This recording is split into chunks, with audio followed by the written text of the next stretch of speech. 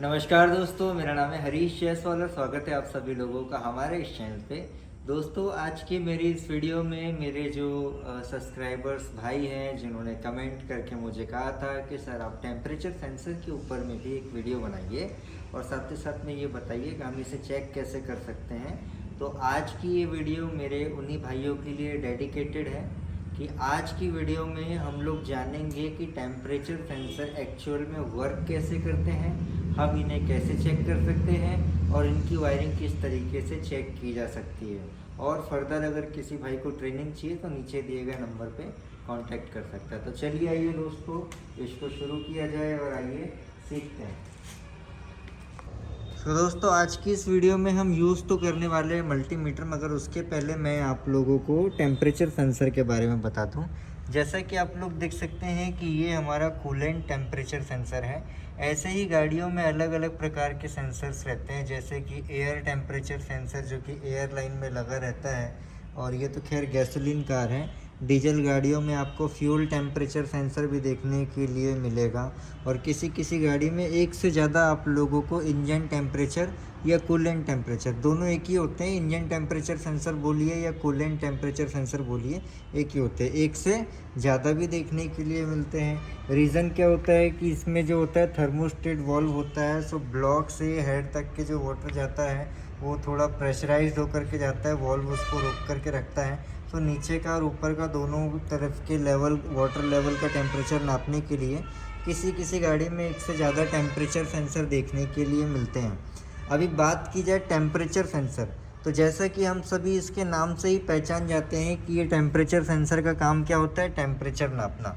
तो बेसिकली अगर जब तक कि आप लोग समझेंगे नहीं कि टेम्परेचर सेंसर जो ये हमारा होता है, इसके वर्क करने का प्रिंसिपल क्या है, इसके काम करने का तरीका क्या है, तब तक कि आप इसे चेक नहीं कर सकते।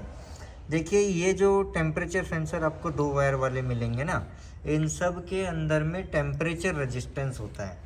रेजिस्टेंस हम सभी जानते हैं कि हम अपने मल्टीमीटर में कुछ ये वाली वैल्यू में चेक करते हैं, जहाँ पे कंटिन्यूटी में 200, 2000, 20,000, 2 लाख और 20 लाख ओम्स तक के रेजिस्टेंस रहता है। इसके बीच की वैल्यू हम लोग चेक करते हैं, उसको क्या बोलते हैं हम लोग, रेजिस्टेंस बोलते हैं।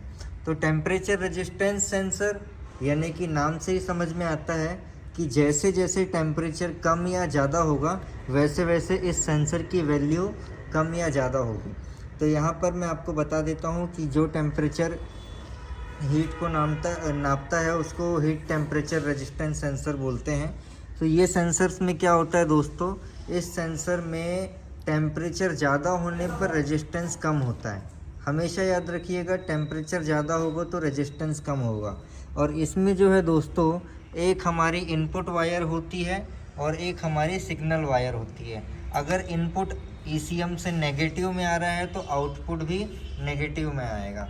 इसका रीज़न क्या है दोस्तों, याद रखिएगा, एम्पियर मतलब होता है करंट देने की क्षमता। अगर आपने अपना मोबाइल चार्जर चेक किया होगा तो उसमें भी लिखा रहता है 5 वोल्ट 2 एम्पियर, 9 वोल्ट 3 एम्पियर। तो इसका मतलब क्या होता है मैं आपको बताता हूँ।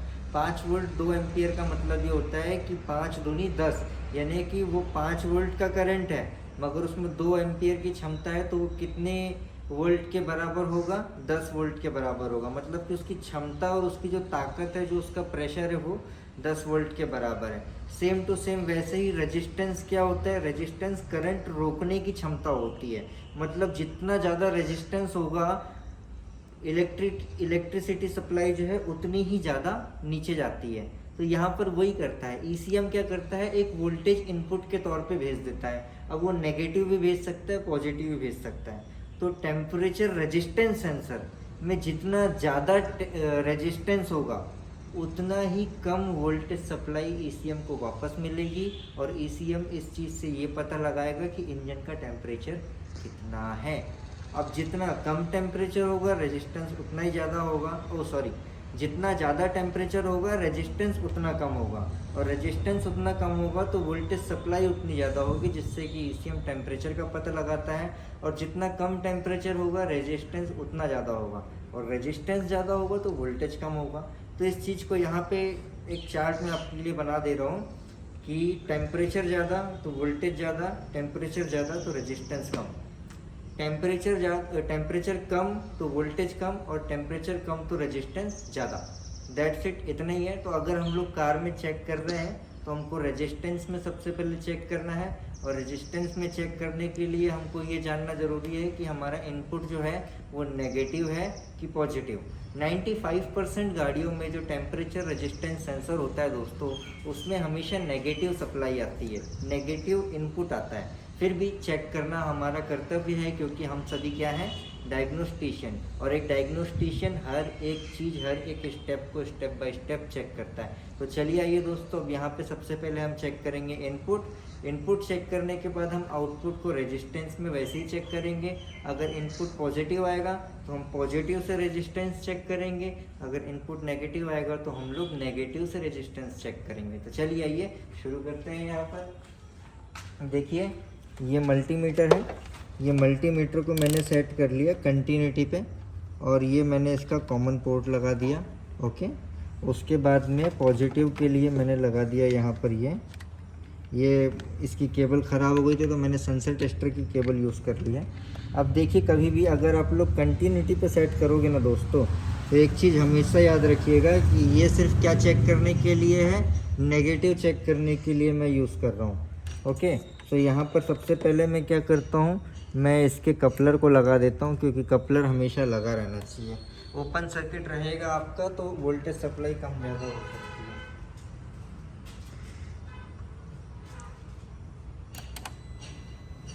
अब जो है दोस्तों, मैंने इसका इग्निशन ऑन कर दिया है। अब इग्निशन ऑन करने के बाद में हम लोग यहाँ पर चेक करेंगे कि हमारा ये इसमें इनपुट कितना आ रहा है। तो पहले मैं एक वायर में चेक करता हूँ। तो देखिए यहाँ पर दोस्तों, मेरे मल्टीमीटर में 0.22 की रीडिंग आ रही है। कभी भी याद रखिएगा कि 150-200 ओम्स के नीचे का अगर वैल्यू आ रही है तो आप ये मान के चलिए कि वो लगभग नेगेटिव है, क्योंकि ये ECM का नेगेटिव है। ECM का नेगेटिव प्रॉपर चेसिस के नेगेटिव के जितना इक्वल तो नहीं रहेगा, थोड़ा सा उसमें वीकनेस रहेगी, इसलिए आपका ये वैल्यू आती है। अब यहाँ पर हम लोग जो है दूसरे इसमें चेक करते, तो दूसरे इसमें देखिए दोस्तों कि वैल्यू कितनी आ रही है, 709 आ रही है। 709 वैल्यू मतलब कि अभी टेम्परेचर क्या है, थोड़ा ज़्यादा है। मैंने गाड़ी को चला कर लेकर के आया हूँ। तो यहाँ पर देखिए, सबसे पहले मैंने क्या चेक किया, ये नेगेटिव है, मतलब कि इसका इनपुट क्या में आएगा, नेगेटिव में आएगा। तो रेजिस्टेंस जो है उसको और अच्छे से चेक करने के लिए मैं 2K पे सेट कर देता हूँ। और अब जो है यहाँ पर देखिए दोस्तों, जो कि ये रेजिस्टेंस आ रहा है, मैं गाड़ी को स्टार्ट करूँगा, और गाड़ी को स्टार्ट करने के बाद देखूँगा थोड़ी देर वेट करके कि टेम्परेचर बढ़ने पे क्या रेजिस्टेंस कम हो रहा है कि ज़्यादा हो रहा है। दोस्त गाड़ी स्टार्ट कर दीजिए बैठ करके।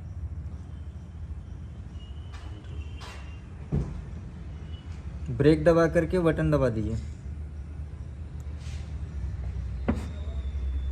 अभी हम लोग देख सकते हैं कि ये हमारा लगभग 690 के आसपास में रेजिस्टेंस आ रहा है। हाँ, स्टार्ट कीजिए। बाकी रखो। हाँ, गुड। ओके, तो अब देखिए दोस्तों, यहाँ पर जो है हमारी गाड़ी स्टार्ट हो गई है। स्टार्ट होने पर क्या है, थोड़ा सा नेगेटिव इम्पैक्ट बढ़ता है, तो यहाँ पर रेजिस्टेंस भी बढ़ता हुआ दिखाई देता है। मगर हमको क्या है, थोड़ी देर वेट करना है, और वेट करके देखना है कि क्या मेरी ये वैल्यू कम हो रही है कि नहीं हो रही है, क्योंकि ये हमारे लिए जानना सबसे ज़्यादा ज़रूरी है। अभी हम लोग देख सकते हैं कि ये 700 से 720 था, ये धीरे धीरे करके देखो कम होने लगा है। इसको लगभग 1 से 2 मिनट तक के मॉनिटर करना है स्टार्ट कंडीशन में, जिसमें टेम्परेचर धीरे धीरे बढ़ने पर क्या इसकी वैल्यू कम हो रही है कि नहीं हो रही है, इस चीज़ को हमको वेरीफाई करना है। अगर इसका टेम्परेचर कम हो रहा है, रेजिस्टेंस कम हो रहा है, तो इसका मतलब कि मेरा ये टेम्परेचर सेंसर ओके है। तो आप लोग देख सकते हो कि अभी मेरा 690 के आसपास में वैल्यू पहुंचने लगी है। इसको और थोड़ी देर वेट करके देखते हैं हम लोग। और एक चीज़ साथ ही साथ में मैं आप लोगों को ये भी बता दूं कि कोई ना कोई इनपुट तो आएगा टेम्परेचर सेंसर में, या तो नेगेटिव आएगा या तो पॉजिटिव आएगा। पॉजिटिव 5 वोल्ट, 8 वोल्ट या 12 वोल्ट में भी हो सकता है, तो हमको उस हिसाब से चेक करना पड़ेगा। तो नेक्स्ट वीडियोस में मैं कोशिश करूँगा कि उस टाइप की कार्स मुझे मिले तो मैं आप लोगों के लिए मैक्सिमम प्रैक्टिकल अवेलेबल करवा सकूँ। अभी आप लोग देख सकते हैं कि हमने इनपुट चेक किया था एक जगह पे, तो देखिए मैं अभी इनपुट आपको फिर से चेक करके दिखा देता हूँ कि ये जो मेरा ग्रे कलर का वायर है ये इनपुट का है, इसमें देखो 100 से नीचे रेजिस्टेंस आ रहा है, इसका मतलब कि ये नेगेटिव है। और ये दूसरा मेरा इनपुट का था, जिसमें आप लोग देख सकते हो कि पहले 700 की रीडिंग थी। अब ये धीरे धीरे जैसे जैसे टेम्परेचर कम हो रहा है वैसे वैसे ये भी कम होते जा रहा है, और ये ऑलमोस्ट 650 के आसपास पहुंच गया है। और कभी भी याद रखिएगा, एक चीज़ और आपको बता देता हूँ मैं। देखिए मैं यहाँ पर अब नेगेटिव चेक करने के लिए कुछ इस तरीके से कर देता हूँ। ओके, और इसको सेट कर देता हूँ वोल्टेज पे। आप लोगों को वोल्टेज भी दिखा देता हूँ मैं। ये देखिए, ये इनपुट मेरा कितना आ रहा है, -14 वोल्ट, यानी कि प्रॉपर ग्राउंड है। अब देखिए मैं यहाँ पर क्या करता हूँ, इसको चेक करता हूँ आउटपुट को। तो देखिए कितना आ रहा है, -13 वोल्ट, यानी कि पूरा 1 वोल्ट का क्या हो रहा है, ड्रॉप हो रहा है। तो याद रखिएगा, कभी भी रेजिस्टेंस जो है वो क्या करता है, करंट को रोकने का काम करता है। इस वायर में, इस ग्रे कलर की वायर में मेरा करंट ECM से आ रहा है और इस वायर से निकल रहा है। जूम करके दिखाऊं, इस वायर में मेरा ECM से करंट आ रहा है। अब यहाँ पे मल्टीमीटर में दिखाइए, देखिए -14 हुआ। और यहाँ पे अब रेजिस्टेंस में हम जाते हैं, सॉरी आउटपुट में जाते हैं, तो आउटपुट में कितना हो गया है, 13 हो गया है। ऐसा क्यों हो रहा है, क्योंकि दोस्तों इसमें जो है क्या आ रहा है, रेजिस्टेंस आ रहा है। देखिए आप लोग, इसमें कितना रेजिस्टेंस है, 650 का, तो लगभग 1 वोल्ट का ड्रॉप हो रहा है। तो जैसे जैसे दोस्तों इसका रेजिस्टेंस ड्रॉप होता है और ये अप्रॉक्सीमेटली एक ग्राउंड की तरफ बढ़ता है, यानी कि 95 डिग्री का टेम्परेचर होता है, 97 डिग्री का टेम्परेचर होता है, तो ये जो आउटपुट है ये ECM के अंदर में जाता है। ECM के अंदर में मॉसफेट, डायोड और ICR रहती है, जो कि रेडिएटर फैन को ट्रिगर करती है। फिर रेडिएटर फैन चलता है 10-15 सेकेंड तक के, और ये वोल्टेज वापस जो है 85 से 82 डिग्री के आसपास में पहुंच जाएगा, 85 to 82 डिग्री तक के, और रेडिएटर फैन हमारा ऑटोमेटिक बंद हो जाएगा। अगर आपकी गाड़ी में वाटर के वॉल्व में या हेड गैस्केट में या रेडिएटर फैन पे कहीं पर भी प्रॉब्लम है, तो रेडिएटर फैन घूमने पर भी आपका जो है टेम्परेचर डाउन नहीं होगा। और अगर आपकी गाड़ी का टेम्परेचर डाउन नहीं होगा तो रेडिएटर फैन घूमना बंद नहीं करेगा, क्योंकि रेडिएटर फैन किस ट्रिगर पे घूम रहा है, 95 to 97 डिग्री के टेम्परेचर पे रेडिएटर फैन घूमना चालू हो जाता है। तो अगर टेम्परेचर डाउन नहीं होगा तो रेडिएटर फैन में घूमना बंद नहीं होगा। तो आप लोग हमेशा ये चीज़ चेक कीजिए कि जब भी आपका रेडिएटर फैन चालू हो तो हमारा जो रेजिस्टेंस है, जो कि अभी कम हो रहा है, वो बढ़ना चाहिए, उसकी वैल्यू ज़्यादा होनी चाहिए। और चाहें तो आप लोग कार स्कैनर में लाइव डेटा की भी हेल्प ले सकते हैं, जिससे आप लोगों को और ज़्यादा बेटर अंडरस्टैंडिंग होगी। ये मैंने तरीका बताया, ये मैनुअली तरीका है, ये हमारे को आना चाहिए, और ये चीज़ हमारे लिए बहुत ज़्यादा ज़रूरी भी है। तो आप लोगों को उम्मीद करता हूँ दोस्तों कि मैंने अच्छे से इस टॉपिक को समझाया होगा। अगर आप लोगों को ये वीडियो पसंद आती है तो like, comment, share and subscribe. मिलता हूँ नेक्स्ट वीडियो में। एंड अगर आप लोगों को हमसे ट्रेनिंग चाहिए तो 18 जून से स्टार्ट हो रही है, आप लोग नीचे दिए गए नंबर पर कॉन्टैक्ट कर सकते हैं। तो ओके दोस्तों, मिलता हूँ नेक्स्ट वीडियो में। Have a nice day, bye.